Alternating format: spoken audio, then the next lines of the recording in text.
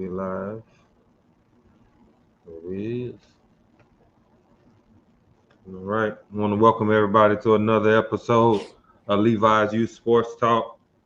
First off, I want to thank my sponsors, Justin Womack and Steve Aguado. Steve Aguado for the banner, Justin Womack for the chain y'all see behind me. Make sure y'all subscribe to the YouTube channel and follow on Instagram and Facebook. Also follow Total Athlete Sports Performance on those social media sites as well. We want to welcome owner of Total Athlete Sports Performance, TASP. Want to welcome Nate Rodriguez to the show. What's going on, man? How are you doing? Good, man. It's been trying to get this thing going, you know. Busy man, you a busy man over there. Oh, it's been busy, man. It's been really busy, man. But also, thank you for doing this, right? Like the game of softball has grown so much through these years, right? Like so tremendously. But it's because of people like you know, that actually promote the game and, you know, and not just the players and other. I mean, there's a lot of people involved, just like everything else. It takes a village to grow something, right? And we're definitely headed in the right direction with pro softball and all that now. So it's pretty cool watching all that. Oh man. yeah. So it's pretty cool. Yeah. But yeah. All right, Thank you man. for having me, though. Yeah, appreciate it. No problem, man. It's a pleasure to have somebody like you on here. So Yeah. Let's start off, man, about your upbringing, man. What sports you played growing up? Played everything. You know, I grew up. I'm from San Antonio, from the south side of San Antonio. Played basketball, soccer, baseball. Things were different back then, right? Mm-hmm. Without social media. I grew up on the south side of San Antonio off Division and 35, and I remember the summers. Like it's crazy now. You don't see kids outside. Well, me and my brother. We were the kids that were outside at 9, 10 in the morning, and we wouldn't be back till the front porch light was on. That's a curfew. Your butt inside, but it was fun, man. And you know, growing up there, then in middle school, you know, played baseball, football, ran track, you know, whatever. High school, baseball, football, and then stuck with baseball, right? And then I didn't play no college ball, you know, after that. But I did some bullpen catching with the San Antonio Missions, right? So I did that for 3 years, and that was pretty cool there, man, because I was able to work out with some real good catchers out there. I mean, these guys were, that's double A right there, right? That's 2 levels away from getting to the show, but you learn a lot, right, from them and catching bullpens and catching for these guys that are throwing 95, right? Yeah. A lot different, right? So it's, man. It's, you know, I'm still connected to some of those guys, you know, so it's just, I've been around baseball and softball, you know, with baseball my whole life, but softball, obviously, just like any other coach, right? Just about any other coach, they start off with their kids, right? My oldest daughter, Genesis, you know, we were actually the first 8 and under team here in San Antonio in 2008. There was no 8 and under teams. No, for real. Yeah, so we would have to go out and play like in the Bombers only had one 8 and under team coached by Kevin Mills at the time. And we would go play them in Passes and Austin's Finest with those guys, Jay Figueroa and all them. It was pretty cool, man. It was, you know, I look back and how much this has grown, and it's an exciting time, man. And you know, seeing everything go on and how this sport has actually grown. It's growing, Chuck. Just from the time that we've been in it, I've been in it. It's grown so much, you know. Like remember, it used to be most of the teams would be from the same area. Now it's got way down in the younger age group. Where players are more spread out now. Yeah, no, exactly, man. No, I got you. Yeah, you're right. So what made you want to be like a catching coach, a catching trainer? Just like, you know, out of high school, you know, I was going to school. I went to go play college ball. I didn't work out there, right? And I came back home, and I was actually looking. I was actually looking for a job. And I had a friend that his girlfriend actually worked with Coach D. I don't know Coach D in San Antonio. He's well known here, ran the San Antonio Hit at the time. And I actually got hired with him to run catching and some hitting and started learning from there as well. And at that time, I was with the Missions and doing stuff like that. So I've always loved it, the position. And then just like any other person that wants to get better, you go on and you find ways to get better, and you do your research, you follow people who are good. ask questions for people that are already doing it, things like that. So that's what I really liked about it. So yeah. Okay, man. That's nice, man. Like just to make sure you put that in the community, to Oh be yeah. being, Yeah. that you could have just been like, forget it. I learned what I Yeah. learned. I'm gonna move on, right? No, But yeah, and I think that's the biggest thing, right? You know, I know one of the topics we're going to talk about today is player development, but I also think coaching development, right? If you're that person as a coach we're asking kids to get better, but how are you getting better, right? Like mhm, you really got to ask yourself that. I think for myself, I've always made sure that I'm surrounding myself with the right people, and I never think that I know that I know everything. mhm, I still don't know everything. There's people that I still talk to this day, right? Not just in softball, but in the baseball world, not even the baseball world, in the business world, right? So I surround myself with people who've done it, and I seek advice from people, like I said, who have done it. And I'm just a firm believer that it's hard to take advice from somebody or something, right, that hasn't experienced it or done it themselves, right? Nobody mhm, can tell you what it looks like if they haven't seen it, right? Nobody can mhm, tell you what's expected when they don't know, when they haven't gone through that, right? So I think it's very, very important, for coaches to continue their development, to continue to surround yourself with people that are better than you. If you are the best coach in the room, you're probably in the wrong room. So mhm. you always got to surround yourself with somebody better. Yeah, no, yeah, that's one thing I learned too. Even like this, I mean, I don't know personally people that do podcasts, but like I listen to podcasts all day because I try to find Yeah, something that they do on theirs that it's yeah, like, how can I, add that into my podcast, So no, oh I yeah, completely understand where you're coming from on that one. yeah, and that's how I can't handle my coaching. Um, I just that's that. I've been an assistant coach. I've been a head coach. I've been Mhm. I've been the pitch caller. I've done it all, right? Yeah. So I've coached from 8 and under all the way to 18 and under. I've coached from regional to national levels, right? So I've coached in all that area, So yeah, and I think it's everything is different at every level, but you got to be able to adapt and you got to be able to adjust, right? Mhm. And your coaching philosophies or your coaching style is your coaching style, but we're at a point right now where you can't coach every athlete the same, even though like that's the old school, like, hey, that's just the Yeah. way I am. You can't be like that. It's coaching today's athlete is totally different than coaching those athletes when I was in 2008 or 2010, 2012. Like it's different now. And what you think, like, is it? I mean, I know it's just the way of life has changed, but Yeah, what's something other than that you think just have changed just by the way that you was able to coach them back then and then coach it now? I think just like everybody's successes, they're viewed on social media platforms. Hmm. So are failures, right? Like they're always worried about what people are going to see and what they're going to say and or what have you. So I think that's a lot has changed because of that. Um, it's just these athletes now, they see what's on TV, they see what's on social media, Hmm. and there's a lot of pressure more now than there ever was. But I think a lot of this stuff, how to deal with that and deal with the adversity, it all starts at home as well, right? With the parents and how they bring them, because us as coaches, we only see them a few hours out of the week, and then Hmm. a few hours during the weekend when we're playing, right? So a lot of that starts at home. Okay, okay. And when you first started like catching lessons, did you Oh, go ahead. vision like yourself will be at this level that you are Not right at now? all. Not at all, man. Not at all. Because I went from doing it. I used to do them at the park, right? Anywhere I can find, and I kind of like just from word of mouth, people who knew who I was, and then it just kind of started blowing up after a while. Started working with a lot, right? A lot of catchers. I mean, I work with a lot with 20 to 30 catchers, Hmm. right? So it's the same thing in here at Total Athlete. Like we see 40 to 50 hitters a week, maybe even more than that, and because we have instructors in here as well, so we have a lot of kids running through these doors. And just like what's the one thing that like motivates you even more to just keep grinding, and you got other stuff you powered by DST, strength and Yeah. conditioning, stuff like that. So what motivates you to just keep pushing?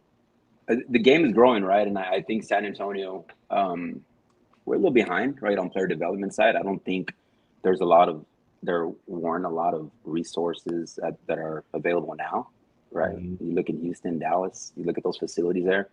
Um, I was, you know, like blessed enough to travel the country in this world, right, and be surrounded by some amazing people. And when I was looking to open up a facility, like I always wanted to open up one, like I always did. Like this was in my mind like 10, 15 years, and Mm-hmm.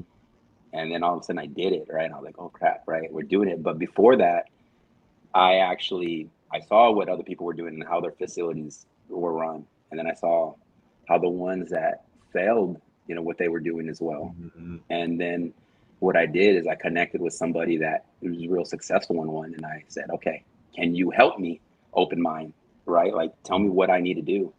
And that individual is Morris Lipson. With he runs DST and runs the Texas Angels baseball, and man, that place is phenomenal as well. And they work with all the pro baseball guys. But I wanted that, and I want that for the softball community. And it's starting. Like we started our strength program here at Total Athlete, powered by DST. We have Cade Brewer, who is the DST strength and conditioning coordinator, that actually helped with that as well. And then Ariana Villa, she's our strength and conditioning. Cade is the director, and Ariana Villa is the coordinator. So she runs all the strength here. She runs our college programs in the morning, and she runs our youth and high school strength programs in the afternoons or during the day. And the funny thing with Ariana Villa, she played with me since she was like 7 years old, right? So and she went to go pecan. So then she went to go play at Texas Tech. Mm-hmm.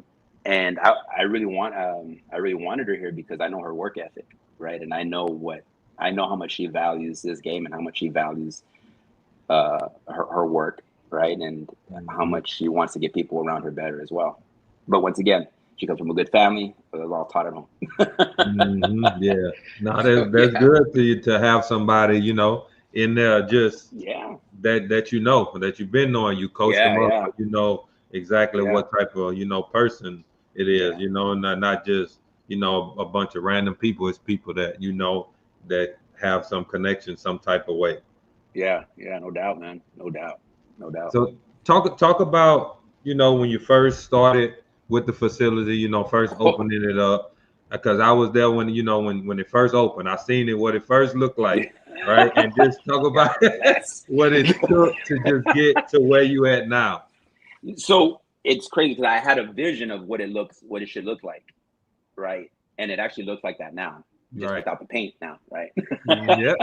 But I had a vision, and I was, once again, I'm just blessed to be around good people. And Scott Smith, the Texas Bombers, came in, and he actually, when I opened up, we came right after Colorado, and he was looking for a space, and he came in, and man, that dude helped me a lot open up this place. And it was his ideas as well with mine, and it just opened up, boom, and mind you, he's had facilities too, right? So he knew the do's and don'ts, right? And I just listened to what he said. And once again, it's just somebody who's already done it. I don't try to reinvent the wheel with anything. I try to stick with what works. Yeah. Yep. No, for sure. And I knew that I wanted a strength program because it is something that is overlooked with athletes.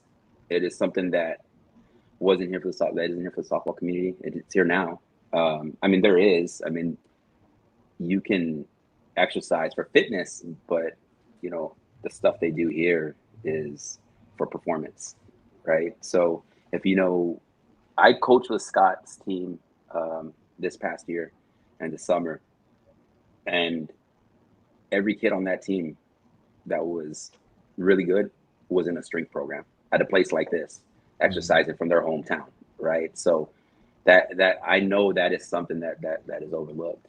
So yeah, because you can hit the ball all you want, right? But if it ain't going fast to the infield, then what's the point, right? Backhand that and throw you out halfway through first base. So yeah, for sure. Yeah. How much mental strength do you need, like, to want to be an elite catcher? Right, you can be a catcher, you can be a regular catcher. With playing lead, that's your level. Nothing wrong with that. But to get at the elite level, right? Because catching comes with a lot. a Yeah, it lot does. of squats, a lot of stuff, right? Then Yeah. with the heat in Texas Yeah. or wherever you have, it's hot. So how do your mental strength have to be a catcher? It has to be, up there, right? I think it's one that is the most important. I mean, you got your pitch. I think every position is important, but maybe because I'm biased, Right, I'm a right, yeah. catcher, right? But you got to be able to be a leader, right? And you got to be able to see, because you're the only one that can see the entire field, other than the outfielders, right? But you can see everything, what's going on. And I think that it's very important that you're mentally prepared, um, and that you know exactly where to set up. Um, you know where the ball's cutting, like all that stuff as well. You got to, and the other thing is you work with so many pitchers, you got to know them, right? So you got to be able to gain relationships and engage with them, just like anything else. You want to be successful, as a team, you got to be real engaged with your pitchers as well. Mm-hmm. So that's very important, because like pitchers, it's just like any other position or any other athlete. They're creatures of habit, right? So there's certain things in detail that a lot of pitchers want. You can ask any pitcher. There's certain catchers they want to catch for them, and because they like throwing a ball and a half off the plate rather than a ball off the plate, which is a big difference, especially at the next level. And if we have a catcher that can't stick it there and do good, frame the ball well, then it kind of hurts those pitchers, right? And they can't throw what they like to throw. So I think mentally, it's very, very important. And then you got to hit and all that. So you can't let the hitting, if you're having a bad hitting day, it can't affect your catching. or vice versa. Having a bad catching day can affect your hitting. So yeah. Now I always think catchers is one of the toughest positions. Like I said, like all positions is tough. I mean, the whole game period is a tough. It's just a tough sport to play in general. But man, like being able to drop down or catch them up, man, no, the ball curving and all this, and to be right there and trying to frame it to help your catcher, get that strike call. That's tough. Yeah, no, it is, man. It really is. It really is. And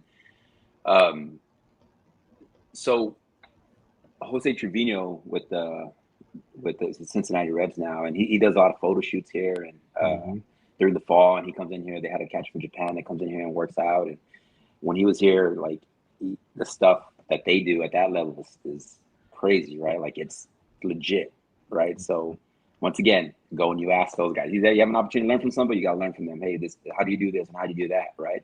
So a lot of stuff that I saw from him is what we apply now over here as well. What I apply here. But I think catching is just one of those things. Like it's just like any other position, it evolves. So you got to be able to evolve as well. No, yeah, for sure.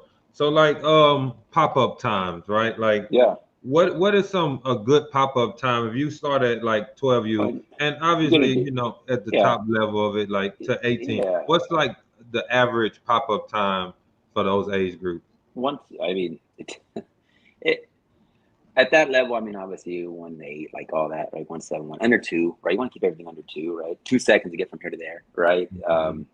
That I think looking at pop-up times at a young age, I mean, yeah, we want to see that, but the girls grow so different, right? And everybody's development and maturity is different, right? So just because they don't have a good pop-up time at 12 doesn't mean they're not going to have one at 14. And just because you have a good one at 12 doesn't mean it's going to be good at 14.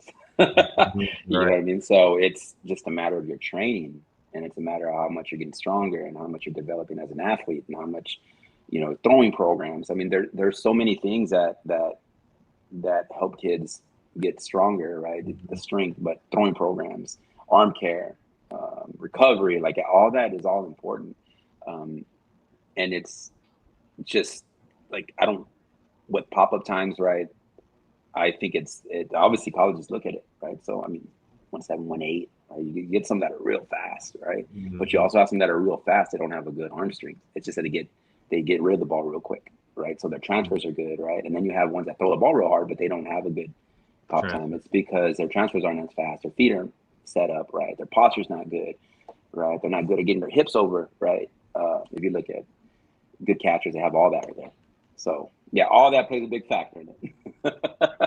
I'm glad I don't have no catchers in my house. On Mondays I run youth catching here on Mondays at 5:30, and they get here, and it's pretty cool the way we got it set up. Our youth catchers get here typically, I don't know, 5 to 10 catchers somewhere in there, right? So they're all in here. They come in here, but they already know it. And what I like about it, they're 8 years old, some of them, and 9, and they come in and they already know what to do, right? They get here. We're huge on water bags, right? Mm-hmm. And deceleration we throw, working up the back and going over, so they know how to do that, right? We get them on the armbands. I'm big on the armbands and the J bands, right? Get their stretched out. I'm good on balance. Get them on the Bosa balls. Start catching some balls and tennis balls and stuff like that as well. So we work a lot of that stuff first before we do all the throwing, and then after that, we'll go outside. We'll do our throwing, and we actually have it 86 feet where they have to throw from there. And obviously, some of those kids aren't going to get there, but I tell them, like, we don't want no wrinkle. You want to keep everything straight, and within time, we've seen some of them get extremely better, right? Because they are doing, they're getting stronger, right? They're strengthening their core. They're learning how to utilize their body. They're understanding that they can't, like, if their glove goes out, they're going to fall out. They're not using the glove to get them up and over, right? Little things like that. And the kids that come in for catch, they're really, I think, much more ahead than some of these other catchers, right? They know those small things already. And then the older girls come, and it's the same thing for them, so as well. Okay, so what's things that you do different from the older girls that you don't do with the younger ones? Or you teach them all as the same? We don't do anything different with them. I ain't slowing it down for you here. Nah, it's how hard I throw the ball and how hard I hit the ball is probably different, but everything else is the same. The intensity and the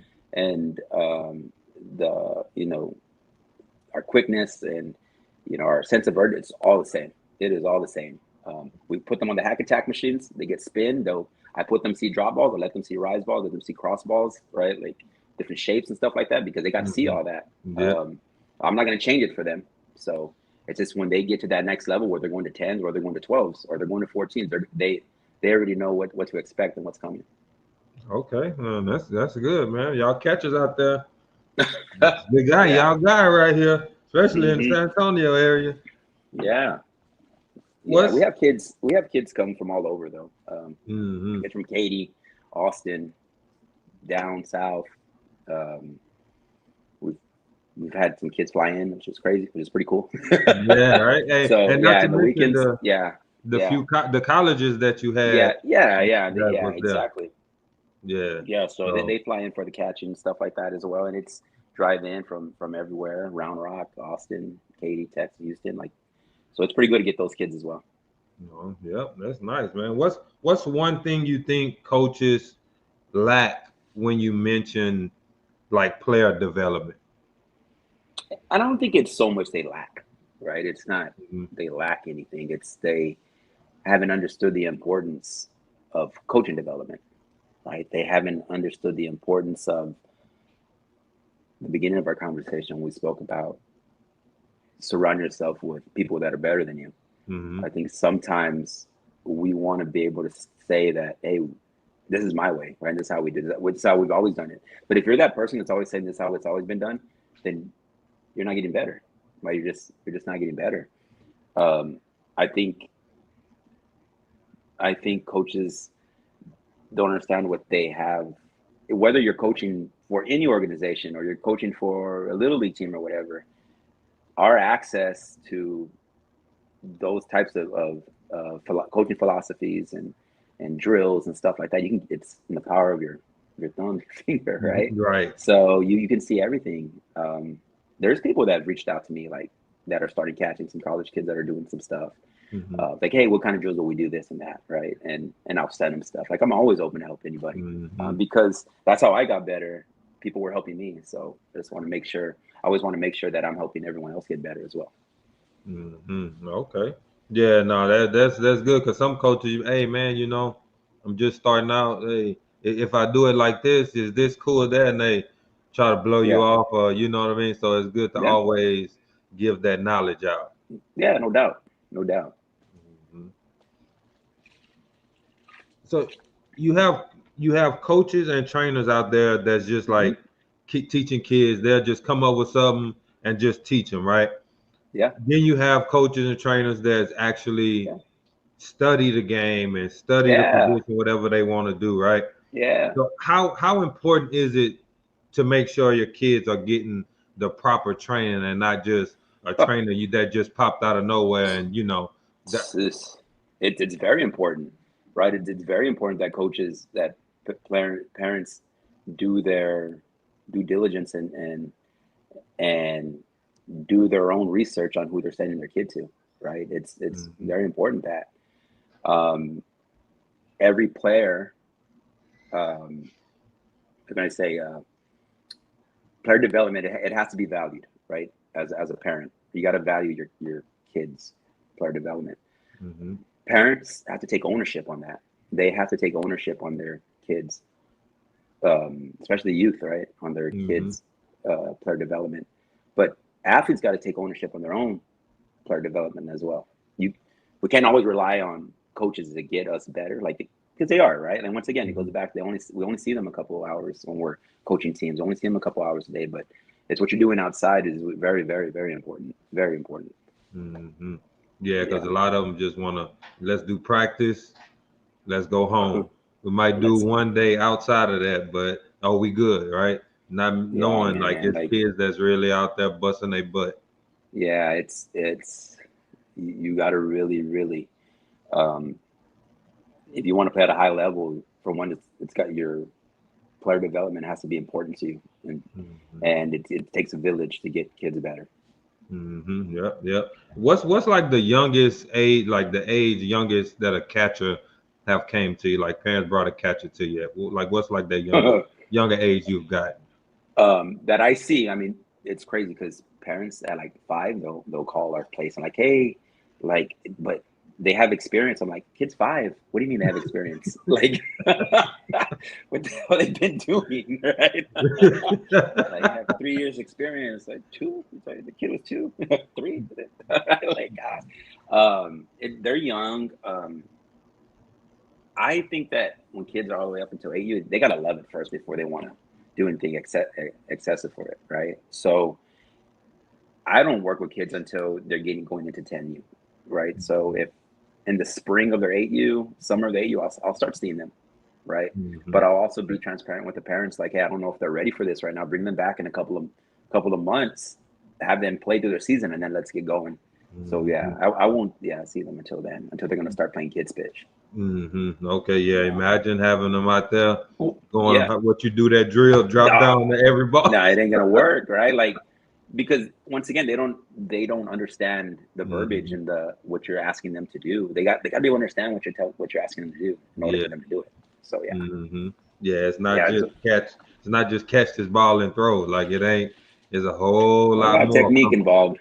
A lot of technique involved, right? And I don't think anybody's development should be rushed, right? Everybody develops at a certain pace. Everybody's bodies are growing differently, but at the same time, there's steps necessary that you got to take in order to ensure that you're getting to where you want to get.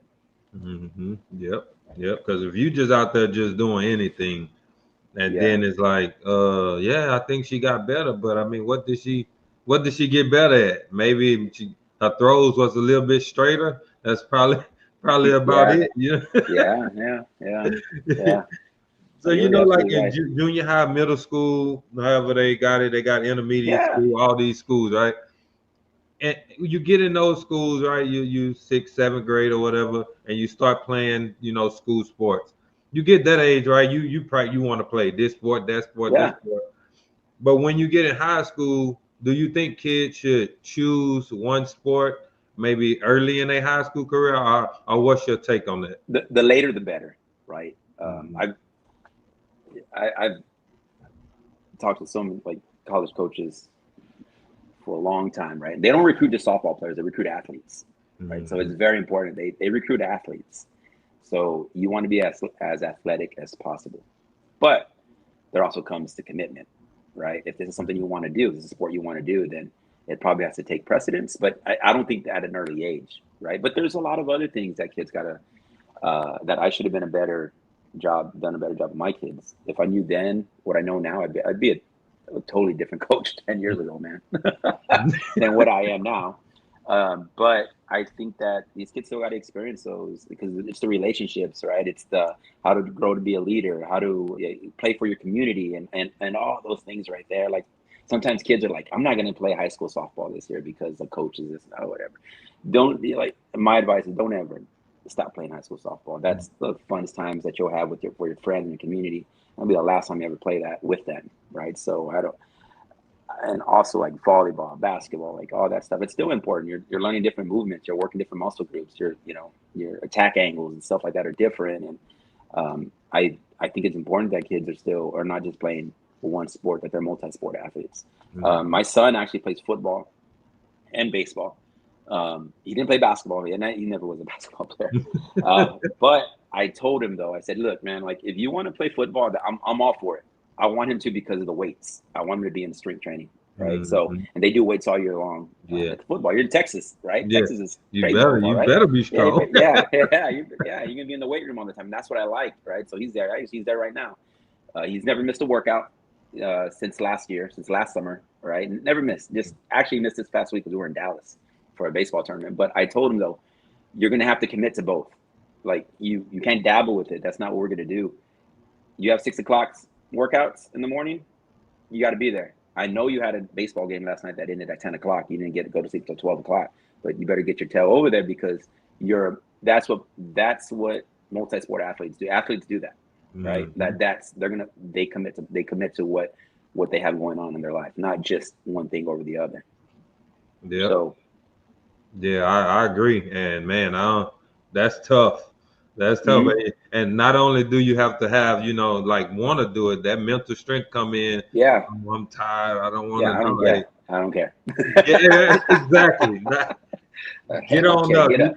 You can But go with one eye open and one eye closed, but yeah, you got to go.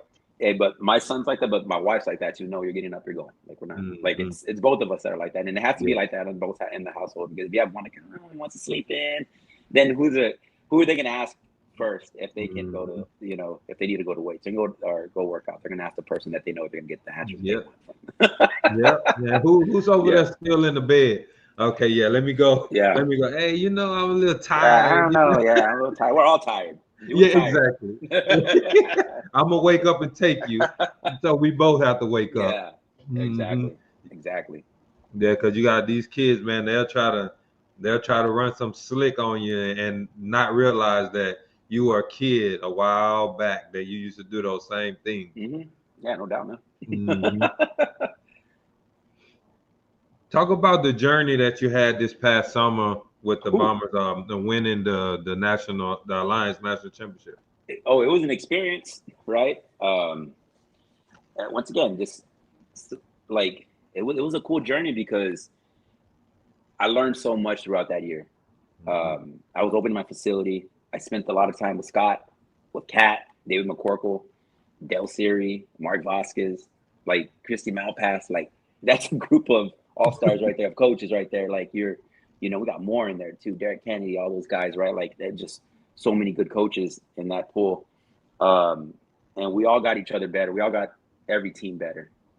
Ain't a it's not a coincidence that we wanted at 14s. We're top, almost wanted at 16s, and then wanted at 18s. It's because we were all working together. Rodney Williams, like we were all together, and all the time. And it was cool because I learned a lot, but I also learned a lot on the car rides because I drove with Scott to a lot of tournaments. But we talked about a lot of stuff. We talked about softball. We talked about business. We talked about, you know, just a lot of other things in between. And that journey was pretty cool because I think that helped me. That one year, I think I grew a lot. Um, but I went in with an open mind. I was the first base coach. Game, obviously, you're at the 18U level. It's the fastest. Like it's Right. Yeah. At pretty y'all freaking level, fast. it's Yeah, this is a college different basically. level of softball, right? Yeah. Like you don't realize it till you're right there with those athletes. And I'm short. I'm 5'6", right? So when you have 6'3" girls running or 6'1" girls running past you, I'm the first guy like, God dang, right? Right? Like, I mean, like, man, you turn this quick. Oh shit, they're already there, right? Like, it Hmm. was good, but I think I had to play a different role on that too because I had to be the good cop. I was never the really good cop guy. Scott was up there. That's just him. That's him. But That's him. Yeah. got his point across. But I had to be the person that kind of like, hey guys, he's on you, but listen to what he's telling you, right? Don't listen to the tone. Listen to the message, like what he's telling you, right? So I was that guy right there. Listening to Kat, like Kat called pitches. She's an Olympian, right? So right, exactly. Me and Scott just stayed on the side and watched her do her thing. But it was awesome, and we had some good athletes, man, on that team. But what I also liked is like kids like Izzy Cruz, Kinley Keller, Brooklyn Gidley. Like I've known those kids since they were 10. Like when I got to the Bombers, they were already like they were moving up to 10s, or they're moving up to second year 10. So to watch their development was pretty cool, and share the same dugout with them. And now Izzy's going to Utah, Gilly's going to Florida, Keller's going to Mississippi State, right? Like, and it like watching them and their journey was pretty incredible as well, because all that hard work that we preach is actually paid off, right? And I don't know if Scott told you, but we lost we won 8 elimination games in a row. Yeah. Like every time. It was funny because we were like, it's the last game. And we'd be like, man, you think we should change our flight? Right? Oh, there's a flight leaving here, man. God, and I'm thinking, I'm like, man, we're too good. Like, we're too good to be losing right now. Like, we're too good for that to happen. Like, we're just too, like, oh. And then, boom, base hit. Arlie Vestal, right field. Clears the bases. Oh, we're going to the next game. And then we win the next game, and the next game. And I'm not lying, I was exhausted by the end. Like, I was exhausted. And then when we won it, it was pretty surreal. Like, it was cool. It was cool. And then I had already told Scott, like, hey man, after this year, like, I'm gonna have to step back from coaching because I have this facility run. I don't have time. Like, it's just I wish if there was another Nate, like, that'd be cool. But I could probably do it, but I'm not gonna be able to. It was just awesome, like awesome experience. Alliance, and they do such a good job with that tournament. They run it like the World Series. You start regional, super regional, World Series, the All-Star Game, Home Run Derby, all the events they have for the kids. Like it's good. Alliance, I like the stuff that they do, elevate the game and all that. But it was just that experience right there. I went and I got myself a ring too, which was pretty cool, right? Nice. Nice. So I got one of those bad boys right there. Yeah, man, that experience is something that I remember, and hopefully, I'm not done coaching yet. I'll tell you that right now. Like, I know that. I was gonna ask you that too. No, I'm not. My son's playing travel baseball right now because it's USA with US Prime, man, and it's. I spent a lot of time getting other kids better, other people's kids better, and I said, no, I got to do this with my son like that. Nah, we're doing it like this. Yeah, and I don't think he really enjoys it all the time because he's in here all the time and he has me all the time now. But we have good conversations, and he's surrounded by good coaches in here too. Carlton Salters, Mark, Scott, like he's with all those guys in here. And then on the softball side, on the baseball side, Joe Orlowski and all those guys, right? Like he's around some really, really good coaches, right? So he listens to them and he understands some of the stuff most of the stuff that we're talking about when we talk about hitting and everything as well. And he's a kid that's a good athlete. That's a good teammate, right? Like he understands the value of being a good teammate. Is something we've always preached. And my wife drives an hour to practice every Tuesday morning for him at 8:00 in the morning. His team practices at 8 in the morning on Tuesday mornings. Yeah. So he's there. Yeah. So he has to drive and he's there at practice from 8 to 11. And then after that, you gotta come do your stuff over here. And then you can go do whatever. So yeah. But yeah, I'm not done coaching right now. At what capacity, I don't know yet. But it's what I am. Right. My day job is I'm a health coach for on the corporate side. Right. My day job. People always say, "You still work?" I'm like, "Yeah, I work." Yeah, but the job that I'm at too right now, my 8 to 5 job, like I love that job too. It's Mm-hmm. the passion that I have too. Um, I do what I love from 8 in the morning till 10 at night. So yeah, dude. Ah, So yeah, and that's why when I say I don't have time, it's really that. It's just, when you're opening up a business, like you're the hitting guy, the catching guy, the mopping guy, the mm-hmm. AC guy, even though I don't know crap about ACs, or the Yeah, maintenance guy, right? Like you got to do all that. You got to do all that. yeah, man. Yeah, man. Nah, it's good to see the way like where the facility was to the last time I went Yeah. to see where it is now, man. And I remember we was in when they had the facility out in the man, I don't remember where it was. Mm-hmm. We was And New having the Braunfels, Farmers Day. Yeah, and New out there. Braunfels, yeah. Yes, yes. And you Mm-hmm. had told me, you was like, man, I got this facility. I'm going to open Yeah. up. You told me about it. I was like, okay, okay. And Mm-hmm. now to just Mm-hmm. everything you said, to just see it all, like Yeah. it's a good thing. It's a good thing Yeah. for South Texas too, for sure, for the San Yeah. Antonio people. It's Yeah. it's really good, man. Yeah. We opened up in July of 2023, but Mhm. I started working on that in like 2021. So it took me Already, two yeah. years, right, Hmm. um, to look for a place. The place that I found, I didn't find it. Dean Rutherford found it for me. Shout out Dean. Yeah, so my boy Dean, dog, he was like, he was doing some work around. He was like, hey man, I passed by a building and it says for lease. Do you want me to go look at it for you? And I was like, because I was at work, and he was like, I'll go look in it for you if you want. So he came and he was like, hey man, you got to come look at this place. And I called my broker, Jack Monreal. His daughter plays the Bombers too. And I was like, hey, go set up some time to look at this place, because we were already getting ready to sign another lease for another place, right? Hmm. And we were getting ready to sign it actually the next day. They actually sent it, but we made addendums to it and sent it back. So they had to make some changes on the lease. Hmm. And then this one came in. I was like, I can keep that over there. The reason though is because we have the outside turf here. So Hmm. here at Total Athlete, like we have 4 tunnels that are 40 that are 50 they're 50 feet long, 15 feet wide, 15 feet up, right? So you have a lot of room. But we have 4 of those. Then we have a training area, right, or the exercise area. And then we got our movement prep area. Then we got a pitching lanes. We got 2 pitching lanes. So you can throw baseball and softball. And then we have outdoor turf for fielding, and then we have another outdoor turf for agility, right? So Hmm. we have space, and it's exactly what I wanted, right? And it's just, it took time, right? Just like everything else, it cost. So, but it takes time. It took time. Hmm. So, Yep. um, got turf out there now. So, but nets, obviously, you have a lot of net. You always got to fix nets, right? People are always Hmm. hating them. So, yeah.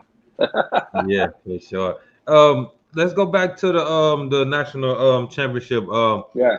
So like you said Cat got the pictures. Yeah. Of course, not. I mean, that we'll just exit out because Yeah. if Yeah. she on the coaching staff, who else want to Yeah. call pictures, right? Yeah. Like You're you like, nah, said, I'll be right here. right? But then you said you and Scott and McCorkle, right? So like all those different Yeah. minds, right? Y'all want to do about the same, but y'all coaching style, everybody's coaching style is different in some type of way. Yeah. Some type of So way. you Yeah. know what I mean? Like just putting it together, we Yeah. see what happened, right? Yeah. But was it ups and downs? Hey, no, we should do this, we should do this, or if somebody says something, it's like okay, cool. Like how was it just throughout the summer There being on the wasn't coaching really staff? ups and downs. There was never downs, because we were always on the same page for the most part. Okay, I mean, yeah, there was some things that you would have to, hey, should we do this? Or right. I'd ask, hey, you think like, but we were always open minded to working with each other, right? So there's never really Mhm. a down. But I think our styles were the same. I've always been aggressive on bases, and Scott's super aggressive on bases. So I already knew what he was like before something was happening. I already knew what he was Mhm. going to do. So he looked, and we're already doing it. Like, boom, we're bomber walking. We're taking 2. We're going. Like, we don't like, Mhm. and that's So just a style y'all that do I that play. at the older age groups too? Yeah. Yeah, Yeah. dude. Yeah, bro. We ain't gonna get into our Obama walk that we had. Yeah, I was with y'all that time. Oh, y'all Yeah, were I eight know, years. I know. That's why I I said was it. there, man. That was funny. Yeah, good times right there. Those athletes right there too. Those are good kids that y'all have on that team. Mhm. So, but yeah, the national title. I mean, you're coaching against Mike Stiff, and Marty Tyson, like those guys. Uh, Casey Jackson, Shelton, like those are big names, Mhm. and coaching against them is pretty awesome. Like I was ready for it. I was Yeah. intimidated, but I was ready for it. Like, yeah, just Okay. like you want to play against somebody, sometimes you want to coach against, right? Coach against them. Yeah. Okay. And that Gotcha. was just my mentality, and I'm not saying by far that I'm the best coach or the way better than them. It's just that I was like, all right, but I was also looking at what they were doing and learning from them. Mhm. So Right. Yeah. yeah, That's something that every coach really should do. You know what I mean? Not just focus on yeah, what you can do, focus on what the other yeah, person is doing good too. yeah. Implement that into your style, and hey, it might work, you know? Yeah, no doubt. Knowing what you know now, with the catching and everything, what's something that you would have done different I, when you I first started? stress the importance of strength and like strength performance. Like it's I'm kind of, I'm gonna say unheard of. I think it's, once again, it's overlooked by a lot of female athletes, and I think if you look at the boys that are doing it at a high level, they're all in strength programs as well. I've seen those boys. I've been to Mm-hmm. DSP, San Antonio, and seen those guys. Like the big boys in there, right? Yeah. Like strength plays is very, very important. Talk to coaches all the time. Like you can be a good hitter, but if it's not those exit velo numbers and all that stuff, it matters at the next level, right? A ball that's Mm-hmm. 65, 67 will probably not get out of the infield. The ball that's 70 something will, Yeah. right? It's a little bit of a difference, right? But you got to hit the ball harder, throw harder, right? Like Yeah. that's what I'm saying, right? Like it's very, very important. I think the strength, and I think that's something. If it was something that I would have um, actually tried to install in my youth players or my past players, is that man, you got to get in some type of strength program. You got to get in something. You got to get Mm-hmm. something. So Okay. yeah. What's some encouragement you would give to young athletes going forward in, I mean, just in general, whatever sport or in life? Yeah, I think this game is filled with failure. I don't know if you watched the LSU baseball game last night in Arkansas. I don't know if you watched it. Mm-mm. Um, they were up 5-3 Arkansas in the last inning with 2 outs. They made 3 errors in a row, right? And ended up losing to go play Coastal Carolina in the World Series, right? LSU ended up beating Arkansas. I watched that game. I just came back from the facility and I was eating dinner at 9 o'clock at night, like I typically do. So watching TV, and I was watching. I saw the first error, and I was like, me and my daughter's boyfriend and my wife and son, we're on there watching it. I was like, oh, there's one error right now, but you can tell already. Like you get that feeling, right? That Mm-hmm. look at each other, like, okay, but you know, and then ball to left field, kid's gonna catch it, falls, boom, hits him in the shoulder. 2 runs come, they tie the game. Ball hits a second base because that guy gets a second. That ball gets a second base, jumps in the air, bam, hits his glove, comes out, guy scores, ball game, like that, like that. And you can learn a lot just from watching that last 5 minutes of that game. It's Mm-hmm. adverse, like failure at that level. Like this is at the highest college level in baseball, right? The highest level of collegiate baseball. You're gonna fail. It's just how do you rebound after that, right? You're gonna fail more than you're gonna succeed. How do you rebound off that? How do you become prepared for the next time it happens to you, right? And who knows, right? Next year they may be back in the World Series and say, hey, no, hell no, this is what we're doing, right? Who knows? This is a game of opportunity. You're you just because if you go 0-for-1, right, your first bat doesn't mean you're gonna be 0-for-2. Like you got to make adjustments, right? And Mm-hmm. it's just the mental part. Going back to you said, coach, catching mentality. If you want to be a good athlete, you gotta be mentally tough all the way around, right? And Mm-hmm. some kids have their own way of dealing with failure, And sometimes you just gotta let them deal with it.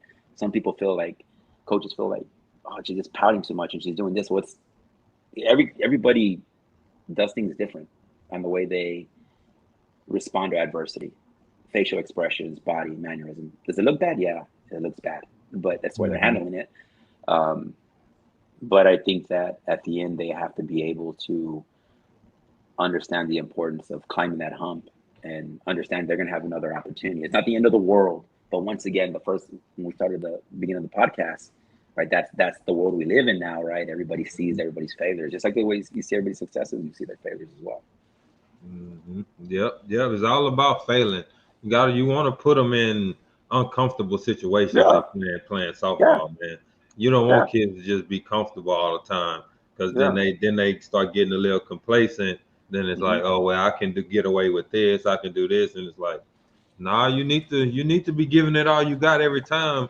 Whether you want to make sure you do it right, but if you mess up doing it right, then that's a good thing. It's okay with that, And I think that's, I mean, and I know like with softball, it's young girls just, and they want to be right. We deal with our wives, they want to be right all the time. I'm not even saying nothing. I'm just saying. You know, right? Yeah. So he said, "I'm not saying." That's totally different podcast there, right? Sheesh. So, like, let's say it's off season, whatever. Like, how much should you think like young athletes should incorporate, like, not only their sport training but all types of training, and like how often should they do it, you think? Depending on what they're trying to accomplish and what they're trying to get. What are they doing at the next level that you're not doing? Right? Like, what are you trying to get? What are they doing there? Right? It's, once again, you can't reinvent the wheel. It's you cut corners, you're gonna end up in a dead end, right? You're gonna end up in the wrong spot, right? So that play, like we talk about development, so it's all aspects, nutrition, exercise, technique, like all that stuff is important. It's just, how important is it to you? How much is it prioritized? Are you willing to do what no one else is doing? That's why there's only a certain handful, 7% of high school players go play softball, right? Because only 7% are willing to do what it takes to go play college softball. So they're not, I mean, right, 7% of high school softball players go play collegiate softball, but only, like, it's that's why not everybody's willing to do those small things. And the same thing for every other sport. Like, the only certain percentages go play in high school, play any other sport, or basketball, volleyball, football, and all that, because it's hard. It's hard. Anything worth doing is always going to be pretty. It's going to be pretty hard. Yeah. Oh yeah, I agree with that. What advice would you give players like trying to make it to the next level? Like, what's something you would tell them? Maybe they, struggling. Maybe it's recruitment, it's grades, or, whatever. Like, what's something that you would tell them to just motivate them to keep going? Keep your circle small and surround yourself with like-minded people. Right? Elite athletes want to train with elite athletes. Right? If you want to be an elite athlete, they want to train with elite athletes. If you want to train hard, they got to surround themselves with people who work hard. Right? They got to be able to match your mindset. Right? And that's the thing. And here at Total Athlete, that's one thing we always preach to the kids. Right? Like, the elite athletes want to train with the elite athletes. That's why y'all are here, right? Y'all, you want to get better. That's why y'all are all here, right? You have one common goal, right? So, and I think that's very, very important. They got to understand that at a young age. To have their friends and all that, right? But when you're trying to get to where you're trying to get, you got to surround yourself with people, like-minded individuals. Just like coaching, you got to surround yourself with like-minded individuals. Yeah. So, like, like you said right now, right? The younger kids, and I get it. Some at the young age, you want to play with your friends, this and that. Yeah. At what age do you think you should be like, okay, like, if my friend make this team, it's cool, but I gotta focus on me now? Like, around what age group do you think that should happen? Once you get to 16s, man. Once you get to that second year 16, it's important. It's important because it's very important. Like, nothing else is very important. Once you get to 16s, and I just think that sometimes, we got You got, and this is in every sport, right? Not just softball and baseball and basketball and all that. You can be on the top team at 12U. Doesn't mean you not necessarily mean that you're going to be on the top team at 14U. You're top 14U doesn't mean you're going to be the top 16. You're top 16 doesn't mean you're top 18, right? Or, you know, in baseball, it's different, 10, 11, 12, 13, 14, 15, right? It's every year. And that's one thing I expressed to my son, right? Like if development is important, right? Like just because you're playing second base right now, starting doesn't mean you're going to start for them next. Like you still got to work, right? Because there's somebody behind you that's trying to get in to where you're at. So you can't be complacent. You can't feel that you're owed everything, right? You got to continue to work. You got what it took to get you there. You have to continue that or double that up to get to where you're trying to go in now. Okay. Yep. I can't say I don't agree with that, but you know, that's something like that's some good advice that I need to, you know, focus. Because everybody development is different. Everybody grows different. I know, like growing up watching softball and once again, right? How can I say, like there's not too many. I mean, there is, but not as many, right? But there's some that they were really, really, really good at 12, and then they go to 14s, and it's a different level for them, right? Because once you get to that level, everybody can hit, right? Everybody's just like you feel you're getting better as a pitcher. Well, hitters are getting better. They're starting to understand counts. They understand what they're looking for in up ball, down ball, right? They're giving them space off the plate, right? They're understanding all those things, right? So, and not just pitching, but in hitting too. Just because you're hitting that, right?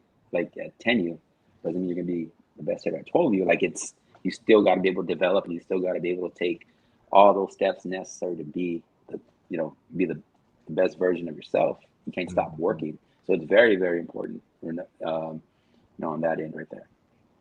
Okay. All right. Nice, man. So my final question I have, he said, who would you like to see on the podcast? But you got to help me get your answer on the podcast. I have a few. Like you're looking for a coach, you're looking for an athlete. It don't whatever you. I know your address book is very long. So a lot of people. Hey, it don't matter. We got. I started to interview the younger athletes.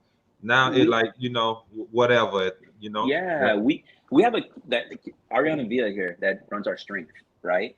I can get her to jump on with you. She's a great kid, but she's had a journey, right, through her softball career because she's what we talked about being an athlete.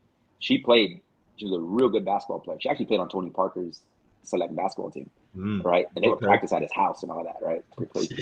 But it was crazy. She'd fly in from Vegas to PGF after a basketball, the Adidas tournament, and she'd drive over there. So, she'd fly in, right? And it was always at that same time of year.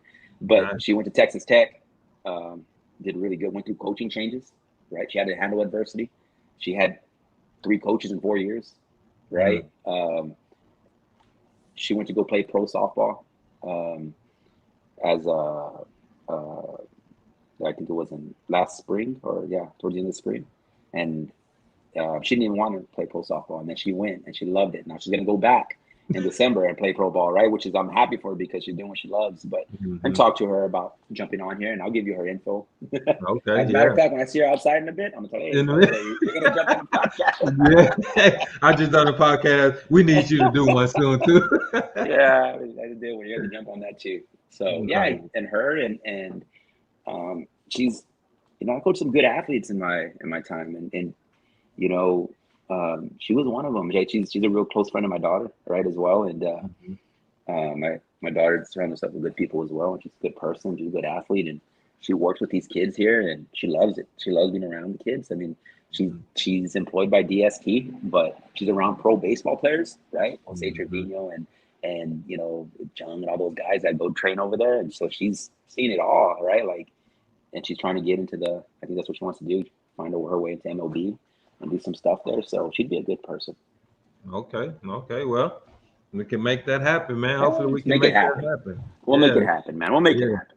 All right, cool, man. Well, I appreciate you, man. We was able to get this done, man. It's always good to to hear you talk, the game, you got all the knowledge, been around it for a very long time. Like you said, you surround yourself by a lot of people that know the game in all different type of ways, man. So I really appreciate you, man. And I would just say, like, any viewers, y'all looking for anything, strength, hitting, catching, pitching, we got instructors here. We got it all here. So here at Total Athlete Sports Performance, right? And we do a really good job with players, with everything in player development. So any viewers or any information on us, reach out to us, follow us on Facebook, on Instagram, all that. Just give me a holler. All right, Nate, man. Appreciate you, man. Have a good day, man. Okay, you have a good one, man. All right. Thank you. All right.